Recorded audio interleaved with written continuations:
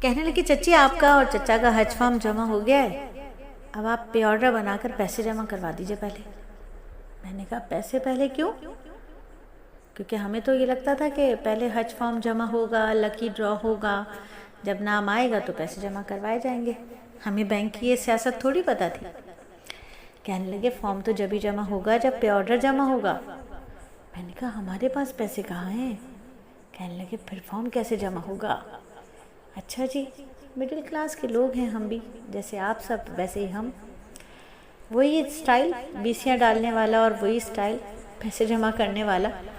تو ان دنوں ایک ہم نے پلاٹ خریدا تھا اور ابھی اس پلاٹ کی پوری پیمنٹ نہیں ہوئی تھی۔ میں نے اپنے جو اسٹیٹ ایجنٹ تھے ان کو فون کیا، ان سے کہا جی ہمیں یہ پلاٹ اب بیچنا ہے، ہم یہ پلاٹ نہیں رکھنا چاہتے۔ انہوں نے مجھے بہت کہا کہ باجی یہ بہت اچھا پلاٹ ہے اور 2-4 سال آپ اس کو رکھیں، بڑے پیسے دے جائے گا، بہت موقع کی چیز ہے اور یہ ہے اور وہ۔ میں نے کہا نہیں بھائی، آپ اسے بیچ دیجئے کیونکہ ہمیں حج پر جانا ہے۔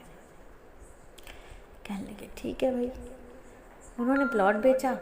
اچھا، بڑے مزے کی بات یہ ہوئی اللہ تعالیٰ کا فضل و کرم کہ وہ پلاٹ اس کے 65,000 ہمیں دینے تھے، وہ پلاٹ پروفٹ دے کر بک گیا اور اس طرح اس کے 65,000 بھی پورے ہو گئے اور کچھ پیسے بھی ہمیں زیادہ مل گئے۔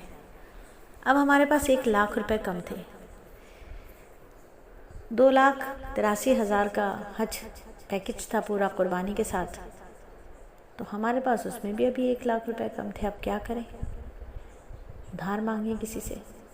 تو ہم نے ایک اپنے رشتہ دار تھے ان سے ادھار پیسے مانگے، تو انہوں نے کہا جی میرے پاس تو ادھار نہیں ہے۔ بڑے رونے گانے کر دیے انہوں نے کہ بھائی میرے پاس تو ادھار نہیں ہے، اور ہوتے تو آپ سے بڑھ کر نہ تھے، میں ضرور آپ کو دے دیتا، لیکن کیا کروں، حالات اتنے خراب ہیں، اتنی تنگی ہے کہ میں نہیں کر سکتا۔ میں نے کہا اچھا چلیں کوئی بات نہیں۔